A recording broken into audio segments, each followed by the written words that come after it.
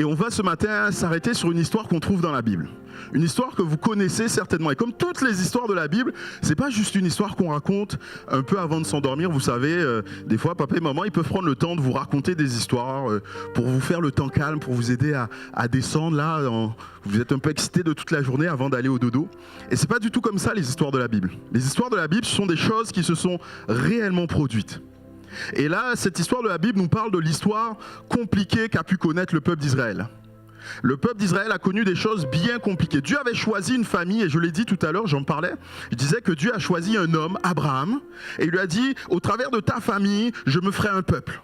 Et au travers de ta famille, toutes les nations du monde seront bénies. Alors il y avait au début une toute petite famille, la famille d'Abraham. Après elle a grandi et c'est devenu un peuple. Les enfants, est-ce que vous savez comment s'appelle ce peuple ? Qui peut me dire le nom de ce peuple, les enfants ? Oh, ça fait mal.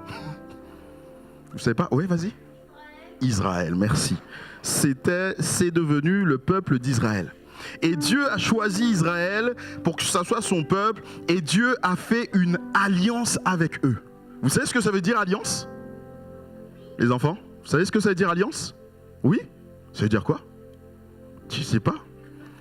Qui est-ce qui peut me dire ce que ça veut dire alliance ? Ouais ?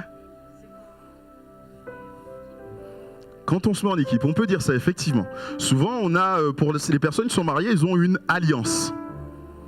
Les personnes qui sont mariées ont une alliance. En fait, une alliance, c'est quand on fait une promesse à quelqu'un et qu'on s'engage à tenir cette promesse. Et là, c'est Dieu lui-même qui a fait une promesse. Et quand Dieu fait des promesses, il fait des promesses extraordinaires. Il avait fait une promesse grandiose au peuple. Il leur avait dit, si vous restez mon peuple, alors je vais vous donner un pays. Si vous êtes mon peuple, je prendrai soin de vous et personne ne vous fera jamais de mal. Je vous délivrerai de tous vos ennemis, de tous vos adversaires. Je fais cette alliance avec vous. Et Israël, en retour, devait simplement obéir au commandement de Dieu. Israël, en retour, devait simplement faire ce que Dieu voulait, ce que Dieu attendait pour eux. Mais vous savez quoi ? Il va se passer quelque chose de terrible. Souvent, le peuple d'Israël a été en guerre. Et la guerre, c'est déjà quelque chose de compliqué et de difficile à vivre. Mais en plus, à un moment particulier de l'histoire d'Israël, il va se passer que non seulement ils vont être en guerre, mais une chose à laquelle on ne pensait pas va se produire. Ils vont perdre la guerre. Alors qu'ils sont en bataille, ils vont perdre cette guerre et plus que simplement la perdre, ils vont se trouver exclus de leur pays. On va les enlever, ils vont quitter leur pays. Le roi qui avait attaqué Israël s'appelait le roi Nebuchadnezzar. Et il va prendre tous les ustensiles de la maison de Dieu. Et sans les ustensiles de la maison de Dieu, on ne peut plus louer Dieu, on ne peut plus adorer Dieu. Mais il ne va pas simplement faire ça, il va prendre aussi des prisonniers. Et je vais vous lire l'histoire qu'on trouve dans la Bible. Et on commence comme ça. Parmi les jeunes gens choisis, il y a Daniel, Anania, Michaël et Azaria. Ils sont de la tribu de Juda. Le chef du personnel leur donne de nouveaux noms. Daniel reçoit le nom de Belthazar. Anania celui de Shadrach, Michaël reçoit le nom de Meshach et Azaria reçoit celui d'Abed-Nego. Daniel est bien décidé à ne pas devenir impur en mangeant, et c'est là où tu changes, la nourriture du roi. Alors, il demande au chef du personnel de ne pas l'obliger à devenir impur. Dieu permet que le chef du personnel accepte la demande de Daniel avec bonté et compréhension. Mais il répond à Daniel, c'est le roi lui-même qui a décidé de ce que vous devez manger et boire, toi et tes amis. J'ai peur d'une chose, vous n'aurez peut-être pas aussi bonne mine que les autres gens de votre âge. Si le roi voit cela, je risque d'être tué à cause de vous. Le chef du personnel a demandé à un serviteur de s'occuper de Daniel, Anania, Michaël et Azaria. Daniel dit à cet homme, s'il te plaît, fais un essai avec nous pendant 10 jours. Donne-nous seulement des légumes à manger et de l'eau à boire. Ensuite, tu pourras comparer notre mine à la mine des gens qui mangent comme le roi. À ce moment-là, tu agiras envers nous en suivant ce que tu constateras. Le serviteur accepte ses demandes et il fait un essai avec Daniel et ses amis pendant 10 jours. Et là, qu'est-ce qui va se passer au bout des 10 jours ? Au bout des 10 jours, ceux-ci ont meilleure mine que tous les jeunes gens qui mangent comme le roi et ils se portent mieux qu'eux. Alors le serviteur va enlever de la table la nourriture et le vin pourvu pour eux et leur sert simplement des légumes. Il se passe ça. Alors qu'ils sont en train de manger des légumes, ils vont être en meilleure santé que les autres. Il y a plusieurs choses qu'il nous faut comprendre dans cette histoire. En fait, pour Daniel, il était emmené de force dans un pays qu'il ne connaît pas, à Babylone. Facilement, on pourrait penser, on pourrait se mettre à sa place et ressentir tout ce qu'il sent en fait. Vous imaginez les enfants, vous êtes là et on vous prend, vous n'êtes plus dans votre maison, vous n'êtes plus dans votre pays, vous n'êtes plus avec vos parents, vous n'êtes plus avec tous ceux que vous connaissez. Comment est-ce qu'on se sent quand on est comme ça? Triste, seul, oui, effectivement, oui. Ouais, triste. Quelqu'un a déjà déménagé? Les enfants, qui a déjà déménagé? Moi, j'ai déménagé souvent dans ma vie. Waouh. Et quand on déménage et qu'on arrive dans un nouvel endroit, est-ce qu'on est bien? Est-ce qu'on est comme avant? Ben, en général, non. Même si on est bien parce qu'on est chez nous, il y a des endroits où on n'est pas bien. À l'école, parce que on a des nouveaux copains, mais on ne les connaît pas. Et on n'est pas à l'aise. Et ainsi de suite. Il y a tellement de choses qui font que des fois, on ne se sent pas à l'aise. Et là, il y avait Daniel et tous ses amis qui doivent apprendre de nouvelles choses. Restez avec moi les enfants, regardez-moi. Il y a des amis, Daniel et ses amis qui doivent apprendre de nouvelles choses. Tout est fait pour qu'ils oublient leur pays. En plus, à l'époque, quand deux pays étaient en guerre, il se passait une chose. C'est comme si les deux dieux de ce pays étaient en guerre. Et quand un pays perdait, ça voulait dire que leur dieu, il avait perdu. Qu'il n'était pas le plus fort. Mais est-ce que c'est vrai que le dieu de Babylone était plus grand que le dieu d'Israël? Non. D'ailleurs, l'une des choses et des premières choses que le Dieu d'Israël dit lorsqu'il se présente à Abraham, il lui dira, lorsqu'Abraham fut âgé de 99 ans, l'Éternel apparut à Abraham et lui dit, « Je suis le Dieu tout-puissant. Je suis le Dieu tout-puissant. » Qu'est-ce que ça veut dire que Dieu est tout-puissant? Vous comprenez ce mot tout-puissant?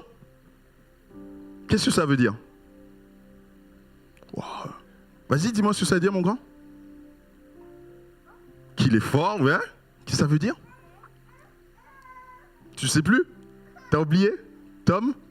Qu'il peut tout faire. C'est ça, tout puissant, ça veut dire qu'il peut tout faire. Il n'y a aucune limite au pouvoir de Dieu. Dieu est le Dieu de l'impossible. Dieu peut faire tout ce qui lui paraît bon, même ce qui paraît impossible à nos yeux. Est-ce que vous avez des exemples de ce que Dieu a fait qui est impossible? Vas-y, dis-moi. Passer un chameau dans une aiguille. Alors pour ceux qui sont lecteurs de la Bible, vous voyez à quoi elle fait référence. Et on en parlera tout à l'heure. Mais c'était une très bonne réponse. Les autres, oui. Parle fort. Il a été ressuscité, tout à fait. Ça paraît impossible. Qu'est-ce qu'il a fait d'autre? Comment? Il chasse les démons. Effectivement, pour nous, c'est pas possible. Oui, mon grand, vas-y, dis-moi, qu'est-ce qu'il a fait? T'as oublié? Ah là là. Vas-y, dis-moi, toi. Waouh, il a marché sur... Mais c'est pas possible de marcher sur l'eau. T'es sûr qu'il a marché sur l'eau? Eh ouais, parce que la Bible nous le dit, on le croit. Même si c'est impossible, Dieu fait des choses impossibles. Il guérit. Est-ce que vous le savez ça? Il guérit. Hier, alors qu'on était avec les jeunes, il y a eu un jeune qui a partagé son témoignage. Il avait des douleurs au genou, il a toujours eu mal au genou. Et un jour, il a prié. Et ce jour-là, Dieu l'a guéri. Il n'a plus de douleur au genou. Et c'était il n'y a pas si longtemps que ça, c'était en octobre. Dieu fait des choses encore aujourd'hui. Quelqu'un a parlé tout à l'heure de la résurrection. Oui, il en a ressuscité d'autres, mais lui-même, il est ressuscité. Et il n'est pas ressuscité pour rien, il est ressuscité pour nous sauver. Là, je reviens à ce que nous disait Lily Rose. Oui, il disait, pour le riche, il est difficile d'être sauvé. Il est compliqué pour le riche d'entrer dans le royaume des cieux parce que c'est aussi compliqué que pour un chameau de passer par le trou d'une aiguille. Mais il dit, ce qui est impossible aux hommes est possible à Dieu. Dieu est tout puissant, Dieu est le Dieu de l'impossible. Mais on est obligé de se poser une question. Si Dieu est tout puissant, si Dieu n'a pas de limite, s'il n'y a aucun autre Dieu qui serait plus grand que Dieu, d'ailleurs il n'existe pas d'autre Dieu, comment se fait-il qu'Israël ait perdu la guerre? Et comment se fait-il qu'Israël ait perdu aussi son pays alors que Dieu avait promis qu'il ne perdrait jamais le pays? Je l'ai dit en commençant, l'histoire d'Israël est compliquée. Dieu, quand il fait alliance, il attend à ce que nous fassions certaines choses. Et Israël devait faire certaines choses. Attends mon gars, j'arrive. Et Israël devait faire certaines choses. Mais Israël n'a pas fait ce que Dieu lui demandait. Dieu lui a demandé quoi à Israël, à tout le peuple, il lui a dit, je suis votre Dieu. La chose la plus importante qu'il avait dit, c'était ça. Je suis votre Dieu et vous ne devez pas avoir d'autre Dieu devant ma face. Et eux, pourtant, ils ont choisi de croire en d'autres dieux. C'est comme si Dieu leur donnait un vêtement qui était tout propre et leur dit à chaque fois que vous allez voir quelqu'un d'autre qui n'est pas moi, vous allez salir ce vêtement. Et alors que le vêtement était tout propre, tout blanc, quand Dieu leur a donné, quand ils sont revenus, il était tout noir. Ah ouais, dis donc, c'est sale. Si tu rentres toute sale à la maison, après être allé à l'école, je ne suis pas sûr que maman sera contente. Eh bien, c'est la même chose avec Dieu. Il y a toujours des conséquences au fait de désobéir à Dieu. Et la conséquence pour eux, ça a été que Dieu les a punis. Ça ne veut pas dire que Dieu ne les aimait pas, mais simplement que Dieu les a punis. Daniel savait que Dieu était tout-puissant. Et parce qu'il savait que Dieu était tout-puissant, il va agir différemment. Tout dans ce qu'il est en train de vivre est comme en train de lui expliquer que Dieu n'existe pas. Que Dieu ne peut rien faire pour lui. Et des fois, nous, on peut être dans cette situation où on a des situations autour de nous, des contextes qui nous amènent à croire que Dieu n'existe pas. Qui nous amènent à croire que Dieu ne serait pas capable de faire certaines choses pour nous. Peut-être qu'on l'a prié pour quelque chose et on n'a pas reçu l'exaucement à notre prière. Peut-être qu'autour de nous, quelqu'un est malade et on est triste pour cette personne et Dieu ne la guérit pas. Il y a tellement de situations des fois autour de nous qui vont nous amener à pousser, à croire que Dieu n'existe pas. Et aussi le fait qu'on ne voit pas Dieu. Vous savez, Dieu, c'est un esprit et on ne le voit pas et des fois on peut se dire, mais non, il n'existe pas. Et Daniel, il est exactement dans ce contexte. Il ne voit pas Dieu et tout ce qu'il voit autour de lui semble lui dire, mais Dieu n'existe pas. Ton pays a perdu, donc Dieu est moins fort que le Dieu de Babylone et ainsi de suite. Mais parce que Daniel connaît son Dieu, il ne va pas se laisser abattre et il va faire confiance à Dieu. Parce qu'il connaît son Dieu, il ne va pas se laisser abattre et il va faire confiance à Dieu, il va avoir confiance en Dieu. Et il va faire quelque chose d'impressionnant, il va prendre une résolution. Est-ce que vous savez ce que c'est une résolution, les enfants? Qui est-ce qui va me dire ce que c'est qu'une résolution? Tu as la main levée depuis tout à l'heure, tu vas avoir une crampe. Hein? À moins que tu veuilles me dire ce que c'est qu'une résolution. C'est quoi une résolution? Comment? Ah, tu voulais dire autre chose, d'accord, je t'écoute. Ah, tu sais plus.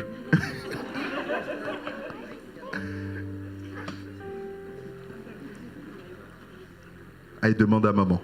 Si on n'est pas sage, Jésus ne répond pas à nos prières. Ah ouais, si on n'est pas ça, Jésus ne répond pas à nos prières. C'est vrai qu'il y a des conditions. Il faut faire ce qu'il nous demande. Et il nous dit même dans sa prière, il nous dit, pardonnez aux autres comme je vous ai pardonné. Si vous ne pardonnez pas aux autres, moi non plus, je ne peux pas vous pardonner. Donc oui, tu as raison. Mais je reviens à ma question. Est-ce que vous savez ce qu'est une résolution? Oui, ma grande. J'entends pas. Une décision. Ah, tu l'as dit, zut, mais elle était plus rapide que toi. Et vous savez, des résolutions, souvent on en prend en début d'année. Mais c'est plus que simplement une petite décision. C'est vraiment un souhait, c'est bien plus qu'un souhait, c'est une alliance. C'est ça qu'il va faire Daniel. Dieu avait fait une alliance avec Israël et lui, Daniel, va faire une alliance avec Dieu. Il va rentrer dans une alliance avec Dieu, il va promettre à Dieu.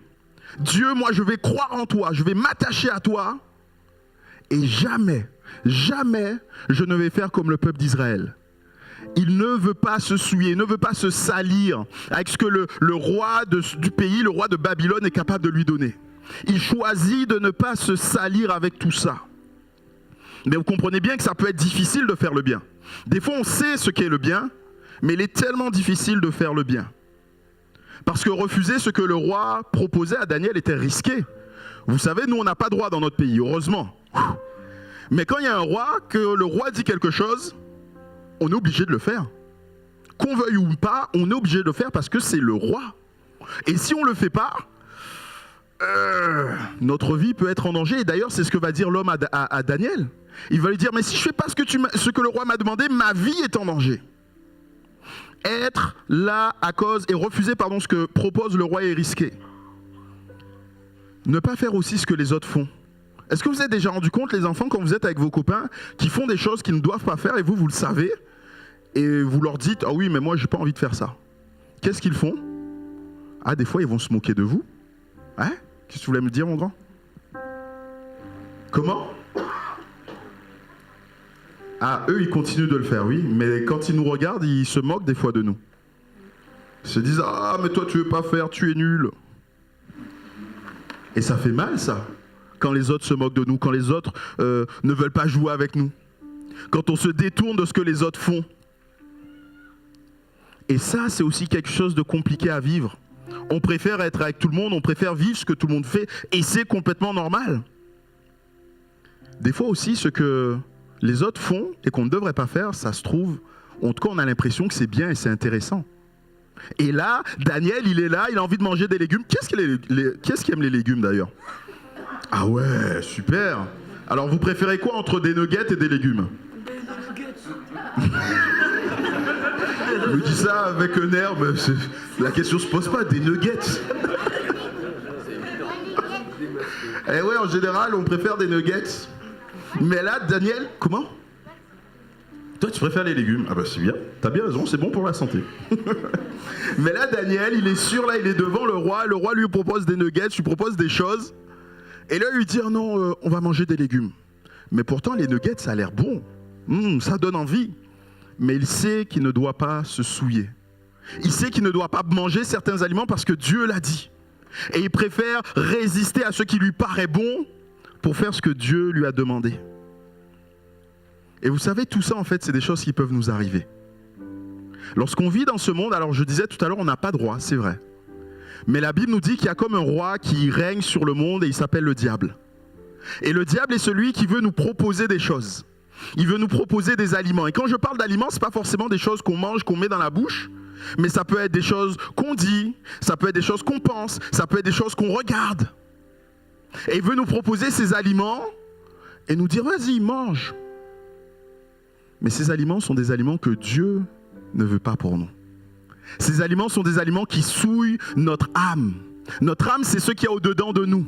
Quand on est tout seul et qu'on parle dans notre tête, dans notre cœur, c'est ça notre âme. Et notre âme, Dieu veut qu'elle soit toute blanche. Mais le diable, lui, il veut la salir. Avec tout ce qu'on peut manger, tout ce qu'on peut entendre, tout ce qu'on peut dire. Et des fois, il va permettre qu'il y ait des gens à côté de nous qui vont se moquer de nous quand on ne va pas vouloir faire. Oh, il ne veut pas mentir. Oh, le bébé cadom. J'ai plus l'âge. On a des personnes qui sont à côté de nous, qui vont se moquer et qui vont même des fois nous dire, mais non, c'est pas grave, viens, fais-le, on va le faire ensemble, tu vas voir, c'est drôle.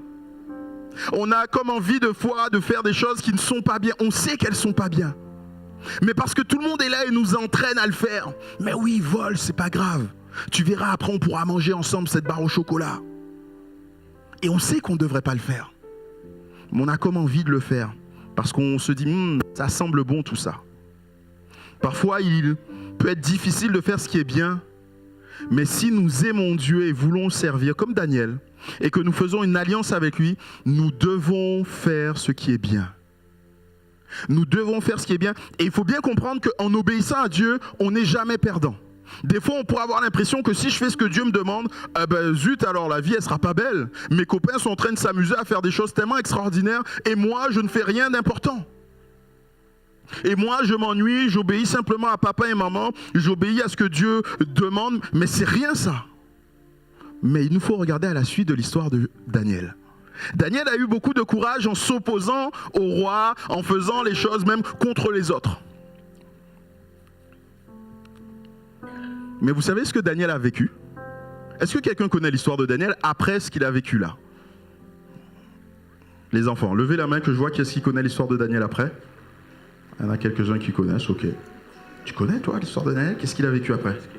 Tu connais une chose en particulier qu'il a faite? Tu saurais me dire? Oui? Les plus petits? Non, vous savez pas?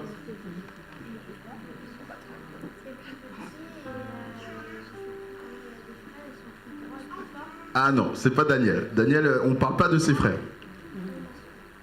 Mais Daniel, il a connu tellement d'autres choses dans sa vie. Dis-le fort. Il a été jeté dans une fosse aux lions. Waouh! Un jour, le roi va lui dire, écoute, on va aller en visite au zoo. Et quand ils sont au zoo, le roi le pousse quand ils sont devant l'enclos des lions. À peu près. Je brode un peu. Mais en fait, ce qui va se passer, c'est que Daniel, parce qu'il va continuer à croire en Dieu, parce qu'il va continuer à faire ce que Dieu lui demande de faire, à un moment donné, le roi va le jeter dans une fosse aux lions. Est-ce que vous avez déjà vu des lions aux zoo? Ouais? Alors, est-ce qu'ils sont comme les chats, tout petits, on peut les caresser comme ça? Ah non, c'est des gros chats. Des très gros chats. Et quand vous regardez à la télé, les lions, ils attaquent les zèbres, ils attaquent les hippopotames. Ils ont peur de rien, les lions. Quand ils sont en bande, ils sont capables de tout déchirer. Et là, on voit Daniel qui tombe dans la fosse aux lions. Et qu'est-ce qui va se produire dans la fosse aux lions? Il va passer la nuit dans la fosse aux lions. Et la Bible nous dit qu'il ne va rien se produire. Les lions vont avoir leur gueule fermée. Alors que normalement, c'est pas ce qui se produit. Quand on jetait les gens dans la fosse aux lions, les lions les mangeaient, les déchiraient, les dévoraient. Ah oui, ça fait peur ça. Et ça fait mal surtout. Mais là, il ne se produit rien de tout ça. Pourquoi? Parce que Dieu va être avec lui. Parce que lui, il a fait une alliance avec Dieu. Et parce qu'il a fait une alliance avec Dieu, Dieu va faire alliance avec lui et Dieu va répondre à tous ses besoins. Et on le voit dans tout le reste de la vie de Daniel. Et vous qui commencez votre vie, les enfants, parce que vous êtes au tout début de votre vie. Vous savez, moi, mon beau-père, il me dit toujours, il y en a plus derrière que devant. C'est-à-dire qu'il a déjà beaucoup vécu et il lui reste pas beaucoup à vivre. Mais vous, c'est l'inverse. Il y en a plus devant que derrière, normalement.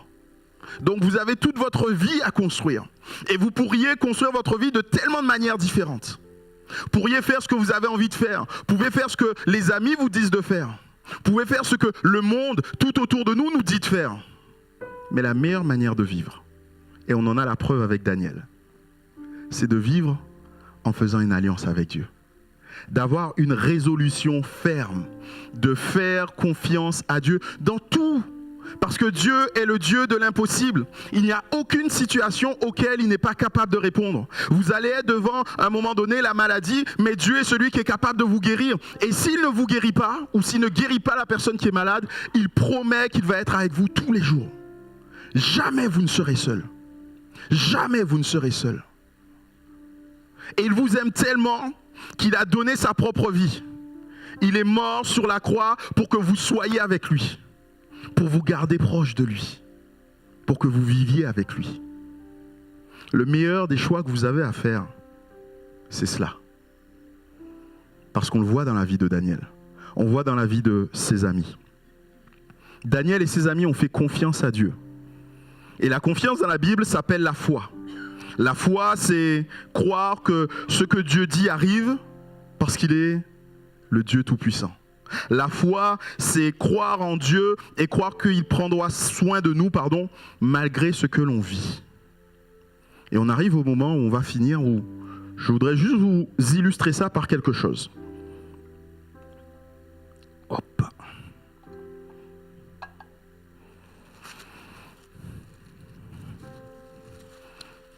Je vais avoir besoin d'un cobaye.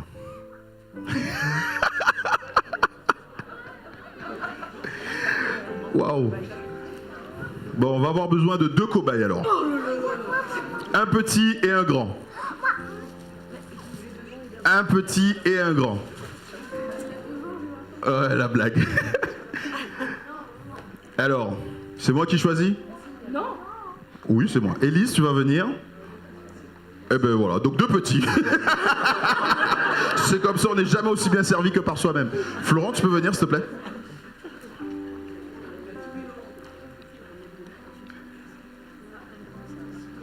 Tu peux me le remplir d'eau à côté. Je vais faire ça. On va faire un essai, on va faire quelque chose. Vous allez me dire ce que vous en pensez. On va remplir ça d'eau. Et une fois qu'on le remplit d'eau, quand on le perce, qu'est-ce qui se produit? Quand on a un sac plastique et qu'on le remplit d'eau et qu'on le perce, qu'est-ce qui se produit? Ça coule, on est d'accord? Non, ça coule pas. Alors, on va voir ça. Bougez pas.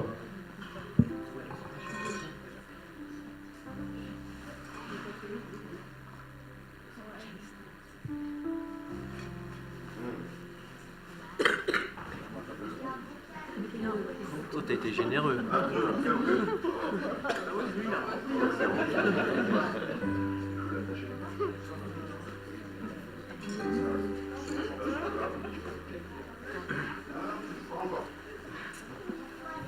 Ah bah tu vas voir. Tu as voulu être cobaye, c'est tant pis maintenant, c'est trop tard. Tu es là, tu es arrivé. C'est bon, tu arrives. Tu mets un peu d'eau là-dedans. Excusez-nous, c'est parce qu'on n'avait pas prévu d'en avoir 2 des cobayes. On a été victime de notre succès. C'est bon, ça va. N'ayez pas peur. C'est que de l'eau. Enfin, c'est que de l'eau. On verra ça tout à l'heure. Donc, si vous êtes sûrs de vous, les enfants, avec Florent, tu en as 3, moi j'en ai 3. Ce qu'on va faire, c'est qu'on va mettre ça au-dessus de vos têtes. Et on va les percer. Et on va voir ce qui va se passer. T'es sûr que tu vas te mouiller? T'es sûr? Ouais, attends, on va essayer. C'est bon, tu arrives? Bon, je t'arrive pas, je tiens. Allez, tu viens? Tu veux pas sur toi? Simon, vas-y, tu voulais y aller. Viens, on passe ton frère. Si tu veux pas, il y a ton frère. Tous les deux, on va vous mettre. Tu vois, ton frère va te dire compagnie. Il y a encore deux frères. Restez là, rapprochez-vous. Maman, si je les mouille, je m'excuse. C'est bon? Parce que normalement, si je les mouille, même si jamais. Si je perche comme ça, qu'est-ce qui va se produire? T'es sûr? Je veux dire sur les livres, on va être cobaye. Donc, on essaye? 1, 2, 3.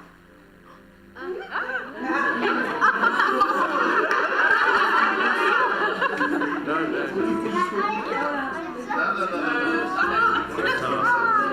si je fais encore là? Reste là. Vous voyez? On les fait. En fait, normalement... Ah non, les enlève pas, si tu les enlèves, là tu vas avoir un problème. Et en fait, ça... Merci les enfants, vous pouvez aller vous asseoir. En fait, vous voyez, ça c'est typiquement ce qui arrive dans notre vie. Quand on fait confiance à Dieu, il pourrait nous arriver tellement de choses compliquées.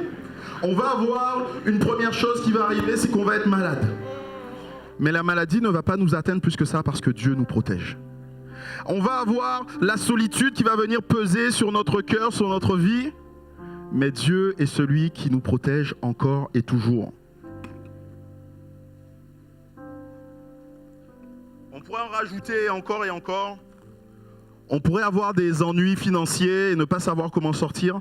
Mais Dieu est celui qui demeure et qui portera toujours sur lui notre vie. Et on peut lui faire confiance. Tu peux lui faire confiance. Et le but pour moi ce matin, c'est vraiment d'encourager les enfants à avoir confiance en Dieu. Comme Daniel, tu peux avoir confiance en Dieu. Il suffit de croire ce que Dieu dit. Même si ça paraît impossible. La première fois, peut-être que vous dites, mais c'est pas possible que l'eau ne coule pas, mais pourtant, elle coule pas. Et quand c'est Dieu qui dit quelque chose, alors là, c'est juste quelque chose de scientifique, on s'entende. Mais quand c'est Dieu qui dit quelque chose, il fait ce qui nous paraît être impossible. Alors ce que je veux, c'est prier pour chacun d'entre nous. Pour les petits, mais comme pour les plus grands. Parce que je le dis à chaque fois, si les petits ont pu comprendre le message, les plus grands comprendront aussi le message. De faire confiance à Dieu. Des petites résolutions, de petites décisions peuvent avoir de grands impacts, de grandes conséquences sur notre vie tout entière. Et c'est là ce pourquoi je prie pour chacun d'entre nous. On baisse nos têtes et on prie. Seigneur, je veux te remercier pour chacune de ces vies qui est ici présente. En particulier les plus jeunes, Seigneur. Je veux vraiment te demander de bénir ces vies, Seigneur. Vraiment te demander d'étendre ta main et de leur faire du bien là et dans ce qu'ils vivent. Mais plus que tout, ce que je te demande, c'est que nous apprenions à te faire confiance. Que nous apprenions à rentrer, Seigneur, plus dans ta présence. Que nous apprenions à rentrer plus, Seigneur, dans cette alliance avec toi. Et que ces vies, Seigneur, fassent alliance avec toi. Ces jeunes vies, mais aussi, Seigneur, ces vies un peu plus âgées. Nous voulons apprendre à dépendre de toi et je prie vraiment pour que chacun dépende de toi dans tout ce qu'il peut connaître. En dépit, Seigneur, de ceux qu'ils peuvent vivre, nous savons que tu restes le Dieu de toute éternité.